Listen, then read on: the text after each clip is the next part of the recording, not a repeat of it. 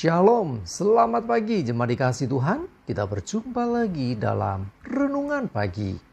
Mari pagi hari ini saya kembali mengajak kita semua untuk merenungkan firman Tuhan. Supaya dengan kebenaran firman Tuhan, hidup dan iman kita terus bertumbuh, diteguhkan dan dikuatkan. Karena kita percaya bahwa firman Tuhan adalah kebenaran yang menjadi pedoman hidup, menjadi penolong, menjadi penuntun. Bahkan firman Tuhan kebenaran yang memerdekakan hidup kita.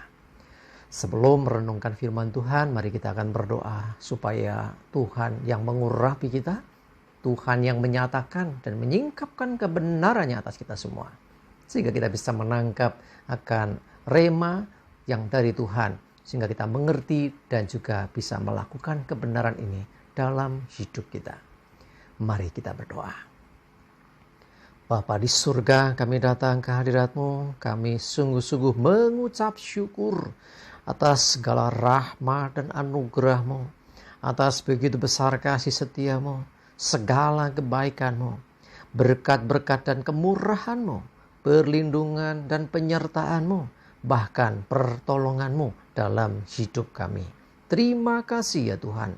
Pagi ini kami akan merenungkan firman-Mu. Mari Tuhan, singkapkan dan nyatakan kebenaran firman-Mu.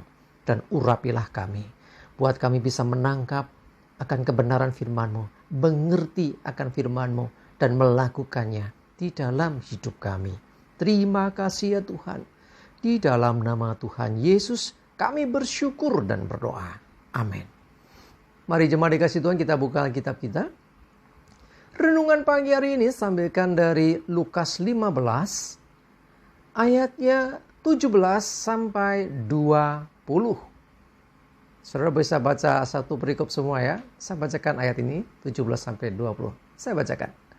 Lalu ia menyadari keadaannya. Katanya, betapa banyaknya orang upahan Bapakku yang berlimpah-limpah makanan. Tetapi aku di sini mati kelaparan.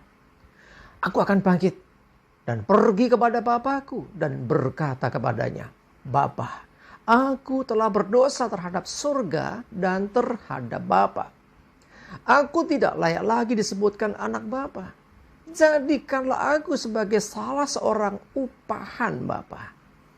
Maka bangkitlah ia dan pergi kepada bapaknya. Ketika ia masih jauh, ayahnya telah melihatnya. Lalu tergeraklah hatinya oleh belas kasihan. Ayahnya itu berlari mendapatkan dia, lalu merangkul dan mencium dia. Coba dikasih Tuhan, kisah ini tidak asing ya. Ya, tentang anak bungsu.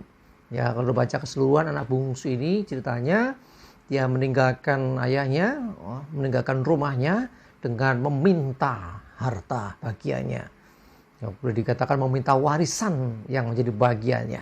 Setelah pergi dengan harta itu, dia berfoya-foya di negeri orang sampai habis hartanya. Di negeri itu terjadi kelaparan dan sebagainya. Singkat cerita, untuk makan aja dia nggak bisa. Mau makan ampas ya, makan babi saja. Tidak ada yang ngasih. Ini ngeri sekali kondisinya. Tetapi di sini menarik. Ketika dia menyadari keadaannya. Ini kata kunci yang kita sadari. Ia menyadari keadaannya. Ini kuncinya di sini. Berawal dari sinilah akhirnya terjadi satu pemulihan yang luar biasa. Tindakan dan langkah yang luar biasa. Ketika ia menyadari keadaannya. Dia sadar dia sudah gak punya apa-apa. Dia sadar dia sudah bersalah. Dia sadar dia sudah jatuh. Sudah berdosa. Dia sadar bahwa dia sudah gak bisa apa-apa. Ya kan, untuk makan aja gak ada waktu itu. Lalu apa? Baru dia keingat. Betapa banyaknya orang upahan Bapakku. Ya, orang-orang yang kerja ikut Bapakku itu mereka gak kurang makan, makanan berlimpah. Lah aku anaknya, kok bisa mau mati kelaparan di sini gitu ya, kurang lebih seperti itu. Singkat cerita, akhirnya dia memutuskan, aku akan pulang. Aku temui ayahku, aku akan mengaku dosa. Memang aku sudah berdosa kepada Bapa di surga dan juga kepada Bapakku. Jadi artinya terjadi apa? Pertobatan. Ya, nggak hanya berhenti di oke deh aku udah salah, enggak, tapi ada tindakan. Ya, dia pulang dan akhirnya ketemu dengan bapaknya masih di jauh dan lihat dia. Langsung ayahnya itu lari dan akhirnya memeluk dan mencium dia. Cuma dikasih Tuhan. Itulah kasih Bapa yang begitu besar. Saat kita jatuh dalam dosa, ada kasih Bapa yang begitu besar. Kita lihat kisah ini. Ya, ini yang disampaikan. Pesannya adalah bahwa orang berdosa sekalipun, ketika dia menyadari akan kesalahannya, ketika dia bertobat dari dosanya, ketika dia kembali kepada Tuhan, ketika dia meninggalkan kehidupan yang lama dan memulai hidup yang baru, maka ada kasih dan pengampunan dari Bapa. Demikian hidup kita. Mari jemaat dikasih Tuhan. Kalau kita melihat kondisi kita, mungkin kita kadang merasa, aku baik-baik saja. Ya, kuncinya di sini adalah sadari keadaan. Yang kelihatan baik-baik belum tentu baik-baik loh ya. Lihat hati kita, lihat hidup kita. Kadang-kadang orang terjebak di sini. Orang terjebak dengan apa? Ya, sepertinya baik-baik saja. Bagaimana dengan hati kita? Bagaimana dengan kasih kita? Apakah kita masih seperti dulu? Ya, adakah sesuatu di hati kita yang harus dibereskan? Ya, jangan sampai kita ini terlena dengan keadaan. Akhirnya nyerah dengan keadaan. Anak bungsu ini bisa saja menyerah dengan keadaannya. Ya sudah, aku mati di sini. Tetapi dia mengambil keputusan yang tepat ketika dia kembali kepada Tuhan. Mungkin ada di antara kita juga dalam kondisi, aku gak layak. Aku sudah berdosa. Cuma dikasih Tuhan. Justru saat kau menyadari itu, kembali kepada Tuhan. Jangan merasa, aku gak layak lagi untuk datang kepada Tuhan. Loh, kalau gitu siapa yang bisa melayakkan kita? Emangnya kita bisa melayakkan diri kita? Bukankah kita pun ingin hidup kita dipulihkan? Yuk, mari saya mengundang kita semua yang sudah merasakan, aku kok mulai jauh dari Tuhan ya. Aku kok mulai jalan dengan kekuatanku sendiri ya. Kok aku gak bisa merasakan kasih Tuhan dalam hidupku. Sadari keadaan. Yuk, kembali pulang. Mari kembali cari Tuhan. Dan alami kasih Tuhan dalam hidup kita. Ingat, ada kasih, ada pengampunan dari Tuhan. Dan kalau kita lihat kisah yang selanjutnya adalah Bapa itu memulihkan hak anaknya. Dia tetap anak Bapa.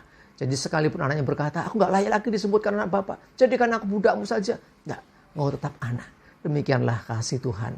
Saat kita berdosa dan kita mau bertobat, mau kembali kepada Tuhan, Tuhan akan memulihkan keadaan kita. Tuhan mengasihi dan mengampuni hidup kita. Belajar dari anak bungsu ini. Mari memiliki keberanian untuk kembali. Dan Tuhan memulihkan hidup kita. Amin, kita berdoa. Terima kasih Tuhan, kami bersyukur untuk firman-Mu. Biarlah kami belajar hari ini Tuhan, untuk menyadari keadaan kami. Seperti apa kami saat ini. Kalau ada dalam kondisi yang tidak benar, dalam kondisi yang mungkin sedang jatuh, mungkin kami terlibat dengan berbagai macam dosa, atau bahkan mungkin ada hati yang sakit, terluka, kecewa. Hari ini Tuhan kami menyadari keadaan. Kami mau kembali kepadamu Tuhan. Kami memohon pengampunan-Mu. Dan kami percaya seperti yang dikatakan firman-Mu ini, bahwa ada pemulihan, ada pengampunan dari Tuhan. Kami percayakan hidup kami Tuhan. Engkau yang tuntun kami. Percaya juga Tuhan bahwa Engkau Tuhan yang memulihkan setiap orang yang mau bertobat kepadamu. Terima kasih. Berdoa menyerahkan hari ini hidup kami, tuntun dan sertai kami ya Tuhan. Jauhkan celaka mara bahaya, damai sejahtera, sukacita dan berkat-berkat Tuhan menyertai kami semua. Terima kasih. Dalam nama Tuhan Yesus kami bersyukur dan berdoa. Amin. Mari jemaat dikasih Tuhan, maju terus semangat dan Tuhan Yesus memberkati. Amin.